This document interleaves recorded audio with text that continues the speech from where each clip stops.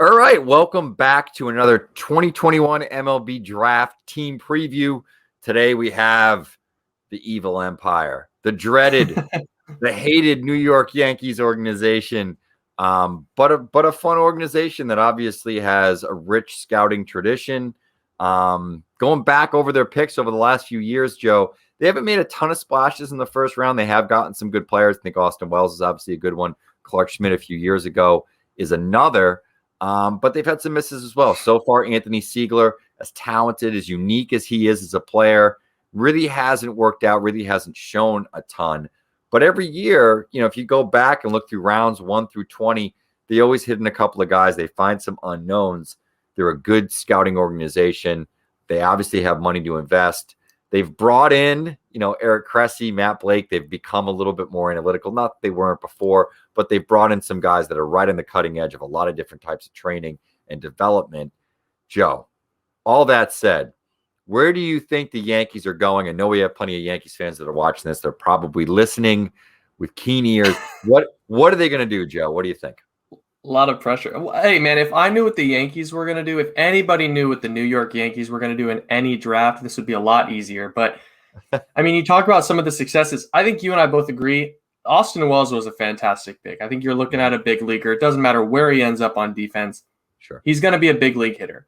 Anthony Volpe, the jury was out. Anthony Siegler, again, really unique talent, could end up anywhere on the field. Switch hitter. I mean, he can do it all. Mm-hmm. But he's got to find a home and he's got to hit. But I think, Chris Dunn made this graphic for us. Big shout out to Chris. Only 2 round 1 hitters have played 20 games for the Yankees since 1992. We're talking 30 years. Jeter and Aaron Judge are the only 2 round 1 hitters that have really made any sort of impact. So if you're the New York Yankees, especially with your draft history over the last 10 years, you got to find a big leaguer here because you're drafting higher than you usually draft. So this year, Jeff, you and I both kind of think they're going to go with a hitter. We think they're going to go high school. They've been connected to a lot of different high school talent. We're going with Joe Mack. Joe Mack is a high school catcher. There's a lot to like about this kid. Mm-hmm. Very physical on the field. He's a Clemson commit. It's a powerful left-handed swing. He's shown power to all fields, especially opposite field. Really a big performer at showcases, and a lot of people think that Joe Mack is probably the best pure catching prospect in this class. Maybe even more comfortable behind the plate than a guy like Harry Ford. So because of that athleticism, because of that strength, because of that difference maker at the plate, and partially because maybe the Yankees don't have their catcher of the future currently in the farm, I think Joe Mack makes a lot of sense. He's a cold weather bat. He's kind of local to the Northeast. He is local to the Northeast. So yeah, I think Joe Mack makes a lot of sense. But you and I were talking about this before we came on the air. They could go in a number of different directions. They could take a high school pitcher. There's surely going to be, or a college pitcher. There's surely going to be a college pitcher that drops into their range. Some other high school talent, Bubba Chandler makes some sense. I think Joshua Baez makes some sense. But Jeff, I'll kind of throw it over to you. What are you thinking with the Yankees? And if it's not Joe Mack, what direction could these guys go? Yeah, I'm going to throw this out there, and it's funny because I think I've mentioned it in every preview that we've done in the AL East so far. There's a couple of guys that are Cressey guys from New England that are familiar with Matt Blake. I know that Matt Blake and Ryan Cusick are actually from the same town, Sudbury, Massachusetts. Ryan and Matt both came through Lincoln Sudbury High School before Ryan went on to Avon Old Farms, before Matt went and worked in the Cleveland Indians organization.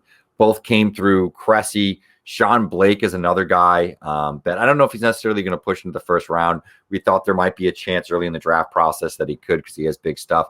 I don't know that he's shown enough this year really to justify that. Those are 2 names, maybe not for the first round, but I think for maybe later rounds that they could potentially consider. Cusick is a guy, obviously, one name. Cusick is a name that they could potentially consider at the first round.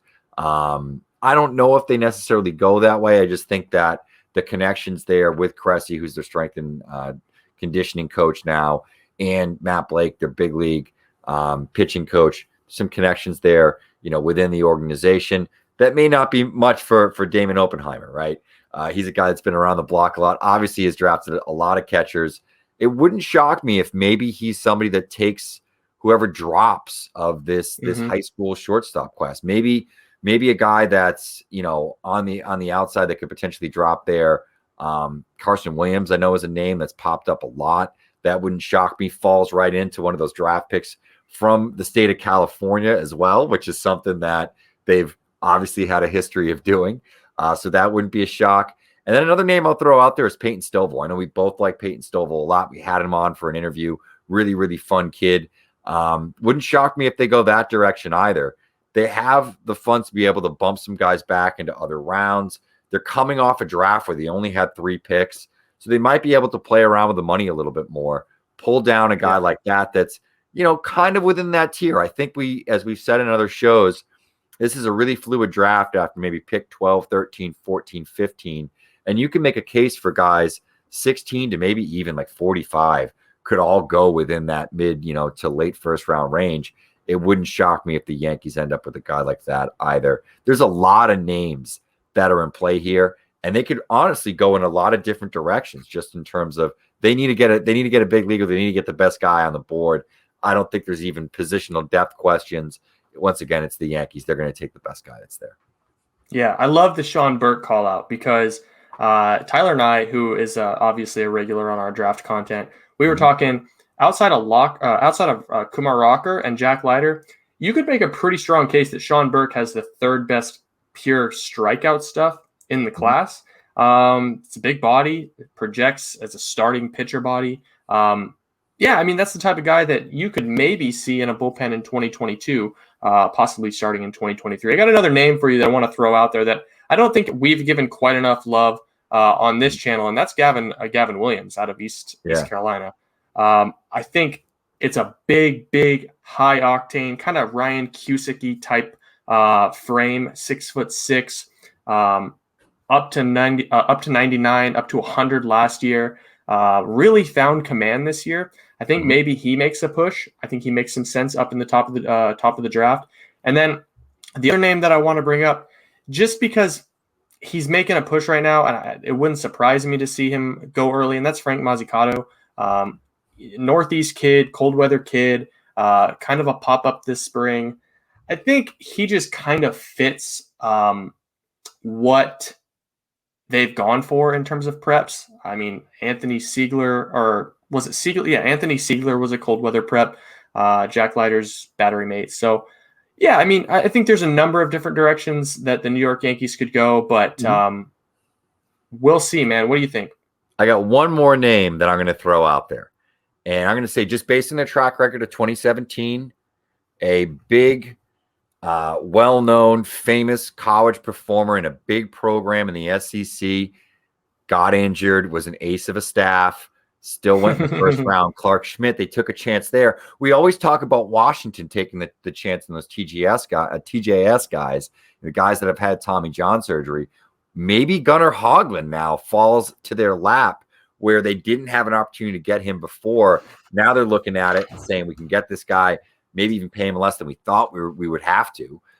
We never had a shot at him before. Is it all that different from Clark Schmidt? Maybe they can take a couple dollars, bump that down to the second round, and do a little bit more. They're in one of the few organizations that obviously can go over slot and not have to worry about it too much, not have to worry about bringing in players. So, yeah, I'm going to throw out there as a dark horse. Maybe Gunnar Hoglund's on the board. I like it.